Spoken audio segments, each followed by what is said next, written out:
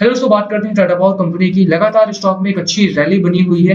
98-99 rupees का stock हो चुका है हमारा। अगर आप देखोगे तो लगातार स्टॉक रिकवरी में देखने को मिला है। 44 मिलियन का वॉल्यूम यहाँ पर ट्रेड होता हुआ दिखाई दिया है। एक जो बेहतरीन खबर आज के दिन में आई है हमारे सामने वो ये है कि इन्वेट की खबर के साथ साथ यहाँ पर Tata power renewable energy sector को लेकर के अपना एक आईपीओ लॉन्च करने की बात कर रहा है, जो कि इतना बड़ा होने वाला है कि लोग मान रहे हैं कि 35 बिलियन रुपीस तक वो कलेक्ट कर सकता है। लगभग 473 मिलियन डॉलर्स लगभग यहाँ पर आएगा।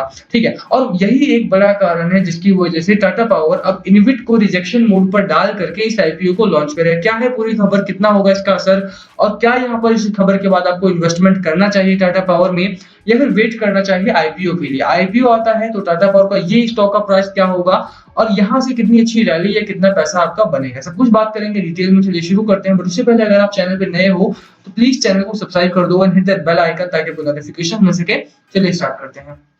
बात करें टाटा पावर की तो जो फ्राइडे का चार्ट रहा है हमारा वो बहुत कन्विंसिंग नहीं रहा है। 1-1.5% के आसपास की रैली जरूर देखने को मिली थी। 100 रुपीज का जो हमारा एक ब्रेकआउट है, जो साइकोलॉजिकल मार्क है, वो जरूर ब्रेक हुआ है हमारा, बट क्लोजिंग उसके नीचे ही आई है। तो कहीं ना कहीं यहाँ पर 100 का साइकोलॉजिकल मार्क अभी भी ब्रेक नहीं हो पाया है। चार्ट पैटर्न की अगर हम बात करें तो चार्ट पैटर्न हमारा लगातार सुधर रहा है। टेक्निकल्स की अगर हम बात करें स्टॉक की, चाहे मैकडी हो, तो मैकडी हमारा इस समय पर बुलिश जोन में आया है। आरएसआई हमारे एक ठीक-ठाक आरएसआई 50 का आरएसआई है, यानी कि रिलेटिव स्ट्रेंथ, प्राइस मोमेंटम हमारा ठीक-ठाक है। इन्वेस्टर्स का जो इंटरेस्ट है वो तो है इस स्टॉक में। वीवैप के नीचे स्टॉक ट्रेड कर रहा है, तो इसका मतलब है कि यहाँ पर अभी थोड़ी सी रैली स्लो रहने वाली है, स्लो मूविंग स्टॉक रहने वाला है। ऊपर से ये खबर आई है हमारे सामने। सबसे पहले अगर इसके फाइनेंशियल्स पर नजर डालें तो फाइनेंशियल्स हमारे इस कंपनी के बहुत अच्छे देखने को नहीं मिलते हैं। ऐसा मैं इसलिए कह रहा हूँ क्योंकि जितनी अच्छी कंपनी है, जितना अच्छा लोन बुक है, और आफ्टर मर्जर रिन्यूएबल सेक्टर की जो मर्जर हुआ हमारा टाटा पावर के साथ, टाटा सोलर का टाटा पावर के साथ, उसके बाद यहाँ पर लगातार जिसके एमडी सीईओ है उन्होंने लगातार काम किया है कॉस्ट कटिंग पर, और कॉस्ट में कमी देखने को मिल भी रही है। 6,288 करोड़ का कॉस्ट था, ऑपरेटिंग एक्सपेंस था सितंबर में, और उसके बाद 5800 करोड़ का हो गया है, कम हुआ है यहाँ पर। तो लगातार यहाँ पर कमी देखने को मिल रही है। लगातार अगर आप देखोगे तो साथ ही साथ क्वार्टरली रिजल्ट्स में भी गिरावट का माहौल देखने को मिला है हमें, और ऑपरेटिंग प्रॉफिट में भी। हालांकि एक जो अच्छी चीज है वो ये है कि हमारा 20% से ऊपर का प्रॉफिट मार्जिन अभी भी बरकरार है, जो कि अच्छी खबर है हमारे सामने। अब लगातार टाटा पावर के जो रिन्यूएबल सेक्टर था उसको लेकर के बड़ी खबरें आ रही थी हमारे सामने, जिसके बारे में मैंने ऑलमोस्ट खबरों के बारे में आपको इन्फॉर्म किया भी था। तो उसके बाद अब यहाँ पर एक और जो अच्छी खबर आई थी कि टाटा पावर अपना इनोविट लॉन्च करेगा, इंफ्रास्ट्रक्चर इन्वेस्टमेंट ट्रस्ट लॉन्च करेगा, जिसके थ्रू वो ग्रीन एनर्जी को लेकर के अपना एक पैसा इकट्ठा करेगा और एक्सपेंशन में लगाएगा। जो डेट वगैरह है उसको पे करेगा और उसके बाद एक्सपेंशन में पैसा यूज किया जाएगा हमारा, बट अब उसको होल्ड पर रखा गया है। अब जो खबर है हमारे सामने उसकी बात करें तो Tata power controlled by India's largest conglomerate Tata group doing an initial public offering for its renewable energy business that could raise about 35 billion रुपए यहाँ पर आ सकते हैं।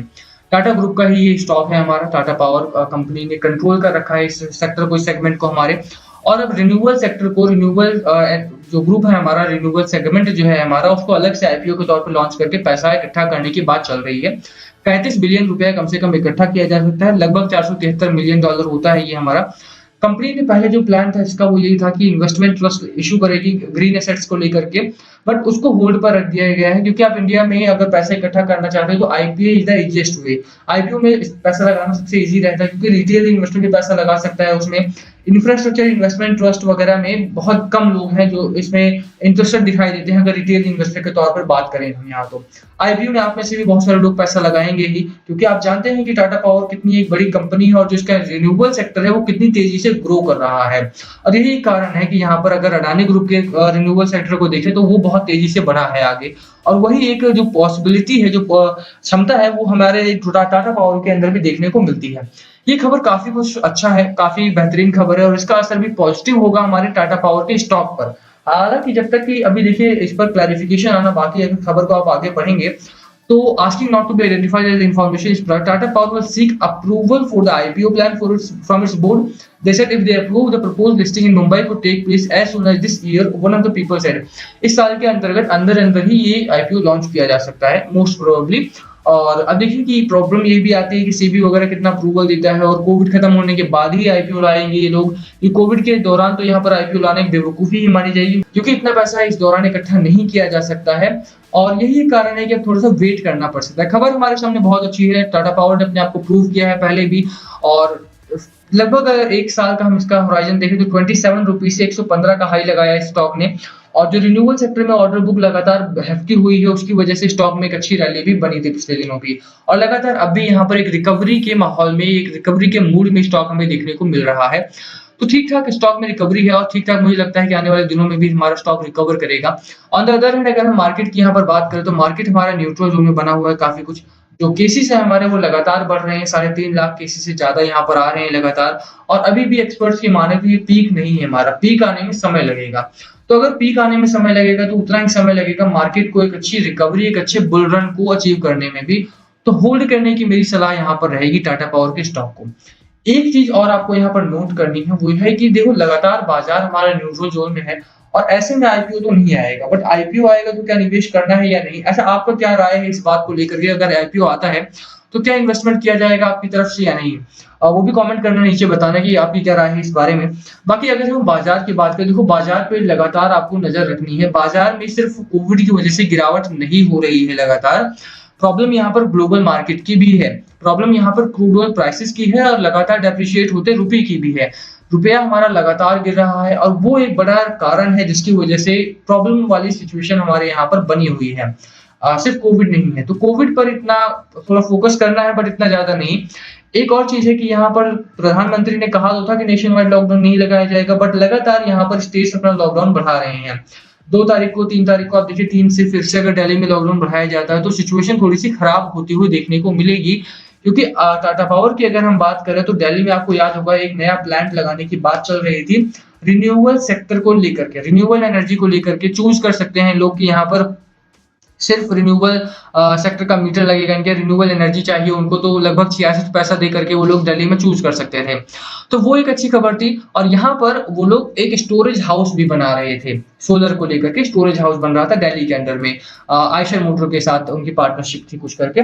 तो लगातार वो भी होल्ड पर रखी हुई है। तो दिल्ली में काम होना थोड़ा सा मुश्किल हो गया इस समय पर, और अगर लॉकडाउन बढ़ाया जाता है तो टाटा पावर के जो प्लान्स थे, प्रोजेक्ट थे, उनको भी आगे शिफ्ट करना पड़ सकता है। लॉकडाउन ना लगे तो ज्यादा बढ़िया है यहाँ पर। बाकी let's hope for the best, क्या होता है क्या नहीं वो आगे आने वाले दिनों में देखने को मिलेगा। टाटा पावर एक अच्छा स्टॉक है, अगर आपने बाइंग कर रखी है तो मेरी होल्ड करने की सलाह आपके लिए रहेगी।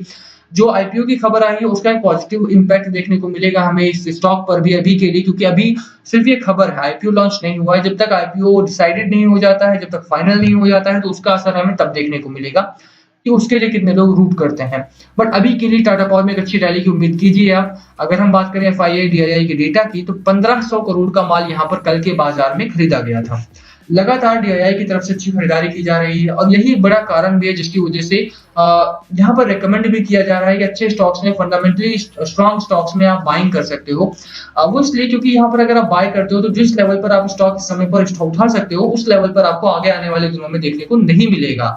और यही बड़ा कारण है जिसकी वजह से खरीदारी का मौका आपके सामने है और खरीदारी का रिकमेंडेशन भी दिया जा रहा है। तो टाटा पावर में भी अगर आप खरीदारी करना चाहते हो तो लंबे समय के लिए करना। एक तो सवाल ये भी था हमारे सामने क्या बाय करें। देखो बाय करो तो फिर लंबे समय के लिए करना, शॉर्ट टर्म के लिए बिल्कुल भी मत जाना। शॉर्ट टर्म के लिए जाओगे तो प्रॉब्लम हो सकती है यहाँ पर आपके लिए।